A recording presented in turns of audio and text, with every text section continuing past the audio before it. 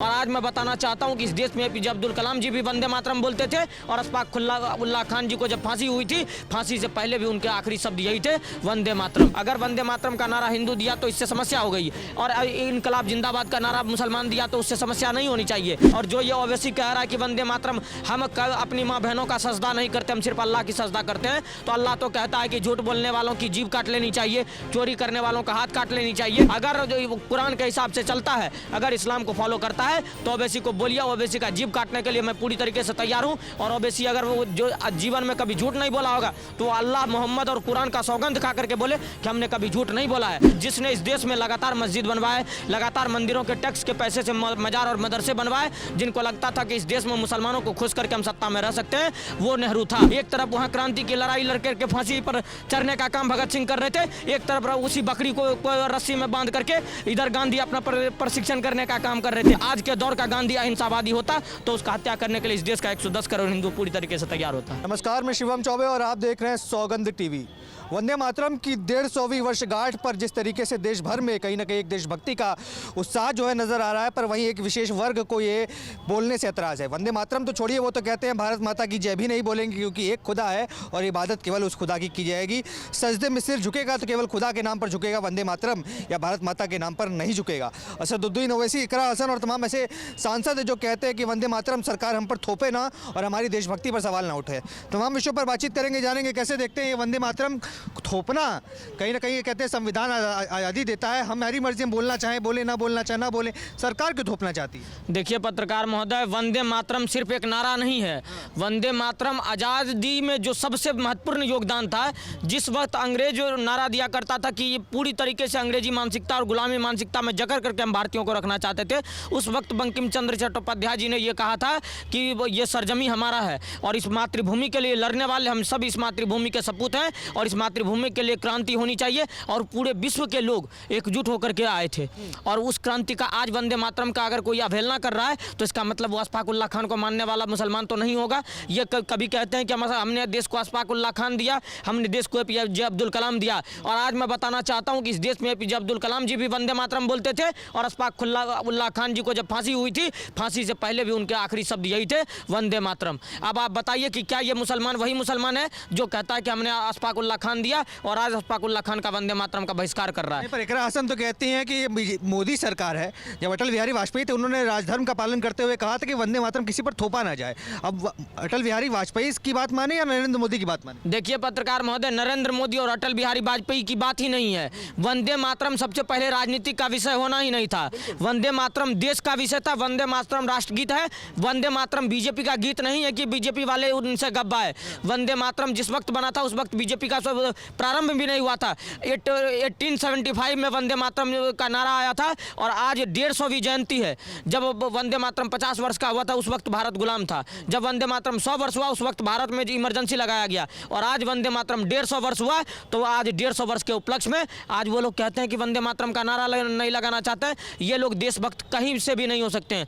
वंदे मातरम में समस्या क्या है? अगर वंदे मातरम का नारा हिंदू दिया तो इससे समस्या हो गई, और इनकलाब जिंदाबाद का नारा मुसलमान दिया तो उससे समस्या नहीं होनी चाहिए। सारे जहां से अच्छा हिंदुस्तान हमारा कोई मुसलमान कह रहा है तो उसमें दिक्कत किसी हिंदुओं को नहीं है, लेकिन हम कह रहे हैं तुम्हें वंदे मातरम बोलो तो दिक्कत हो रही है। और जो ये ओवैसी कह रहा है कि वंदे मातरम हम अपनी माँ बहनों का सजदा नहीं करते, हम सिर्फ अल्लाह की सजदा करते हैं, तो अल्लाह तो कहता है कि झूठ बोलने वालों की जीभ काट लेनी चाहिए, चोरी करने वालों का हाथ काट लेनी चाहिए। तो क्या ओवैसी का जीभ काट लेना चाहिए? क्योंकि इससे पहले ओवैसी ने हजारों बार झूठ बोला होगा। क्या ओवैसी जितने पालतू कुत्तों को लेकर के घूम रहे हैं, ये सारे जो चोर लुटेरे हैं जो पत्थरबाजी करते हैं, क्या इन लोगों का हाथ काट लेनी चाहिए? अगर कुरान के हिसाब से चलता है, अगर इस्लाम को फॉलो करता है, तो ओवैसी को बोलिए, ओवैसी का जीभ काटने के लिए मैं पूरी तरीके से तैयार हूं। और ओवैसी अगर वो जो जीवन में कभी झूठ नहीं बोला होगा, तो अल्लाह, मोहम्मद और कुरान का सौगंध खा करके बोले कि हमने कभी झूठ नहीं बोला है। और अगर झूठ बोला है तो ओवैसी का जीभ काट लेना चाहिए। ओवैसी को बोलिए जितने भी बैंक में खाते हैं सब खाते को बंद करवाए,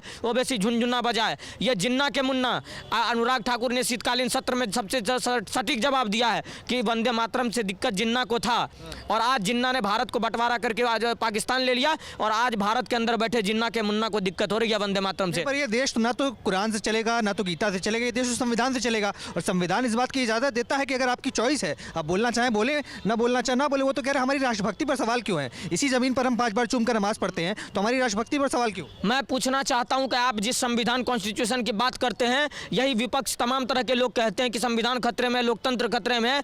क्या आज वंदे मातरम और इस देश का राष्ट्रगीत का अपमान करना क्या संविधान का अपमान नहीं है क्या?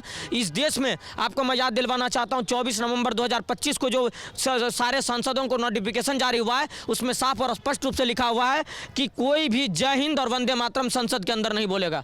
क्या ये वही देश है जहां संसद के अंदर पे फिलिस्तीन के नारे लग सकते हैं लेकिन वंदे मातरम नहीं लग सकता? ये कैसा संविधान है? अगर ऐसा संविधान है तो मैं दावे के साथ कहता हूं कि ये संविधान नहीं, ये हिंदुओं के लिए एकदम पूरी तरीके से एक षड्यंत्र विधान है। इसको आप संविधान बिल्कुल नहीं कह सकते हैं। अगर संविधान है, 2005 में संविधान में लागू कांग्रेस ने किया कि इस देश में अभिव्यक्ति की आजादी के नाम पर वंदे मातरम को रिमूव किया गया। आज ये कांग्रेस वही सरकार थी जिन्होंने वंदे मातरम के 60% हिस्सों को हटा करके वंदे मातरम कहते थे कि सांप्रदायिकता नजर आती है एक विशेष वर्ग के लिए, कहीं ना कहीं दूसरे वर्ग को नाराज कर सकती है। हाँ, वंदे मातरम को टोपी और बुरखों से कहीं सांप्रदायिकता नहीं दिखती है। वंदे मातरम को पत्थरबाजों से कहीं सांप्रदायिकता नहीं दिखती है। वंदे मातरम को बाबर, अकबर, हुमायूं, इल्तुतमिश और तमाम तरह के मुगल शासक से कहीं सांप्रदायिकता नहीं दिखती है। अरे ये लोग जो ये 14% आबादी, 15% आबादी बनने का काम कर रहा है, ये सारे मुगल जैसे छक्के और ये ट्रांसजेंडर लोगों को पूजने का काम कर रहा है। और मुगल जैसे नाजायज और नालायक लोगों को मानने वाले लोगों को आज वंदे मातरम से दिक्कत होगी।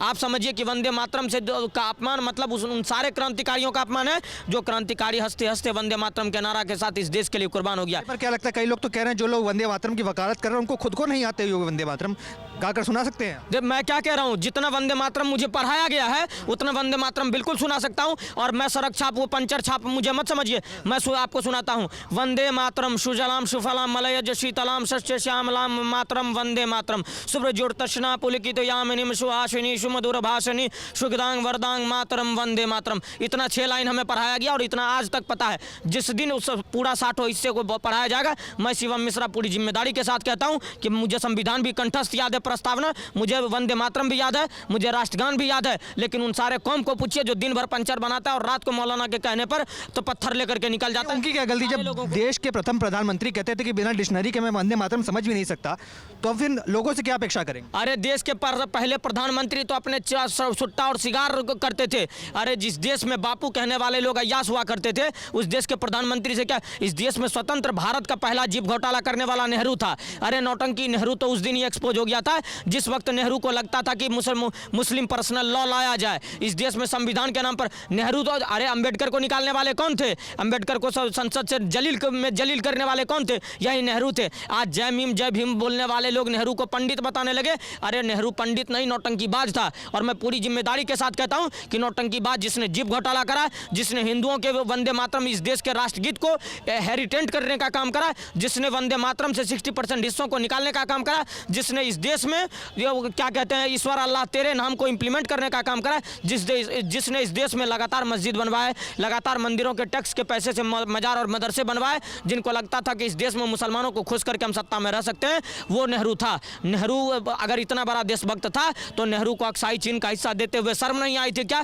क्या नेहरू को उस वक्त जीप घोटाले करते हुए शर्म नहीं आई थी क्या? जब न्यूयॉर्क टाइम्स से लेकर के सारे इंटरनेशनल मीडिया हमें कहता था कि आजाद भारत को आज़ाद होकर के भी क्या हुआ, जब आज़ादी के तुरंत बाद भारत में जीप घोटाले हो गए। तो नेहरू का तो प्रेम किससे था वो सबको पता है। तो ये सारे जिन्ना और नेहरू ने इस देश का वही करा। मैं तो कह रहा हूँ, आज भी मैं पूरी जिम्मेदारी के साथ आपके कैमरा के माध्यम से बता देना चाहता हूँ कि देश की आज़ादी में उन्हीं का योगदान है जो शहीद होकर के चले गए, जो वीर गति को प्राप्त हो गए। मंगल पांडे की पहली गोली से शुरुआत आज़ादी की क्रांति भगत सिंह की फांसी पर समाप्त हो गई। उसके अलावे अगर देखिए, आज़ादी के लिए गोली दोनों खा रहे थे। एक तरफ आज़ादी के लिए मंगल पांडे गोली खा रहे थे, एक तरफ इधर निरोध का गोली खा करके बकरी पर रिसर्च किया जा रहा था। एक तरफ वहाँ क्रांति की लड़ाई लड़ करके फांसी पर चढ़ने का काम भगत सिंह कर रहे थे, एक तरफ उसी बकरी को रस्सी में बांध करके इधर गांधी अपना प्रशिक्षण करने का काम कर रहे थे। तो ये नाजायज लोग जो थे, ये नालायक लोग थे। पूरी जिम्मेदारी के साथ इनका आज भी बहिष्कार करता हूँ और मैं आज भी पूरी जिम्मेदारी के साथ कहता हूँ कि नाथूराम गोडसे अमर रहेगा नारा आज भी मैं देता हूँ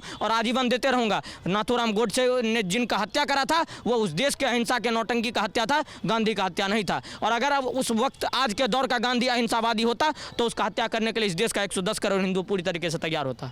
आप देख रहे हैं सौगंध टीवी, सौगंध वतन की।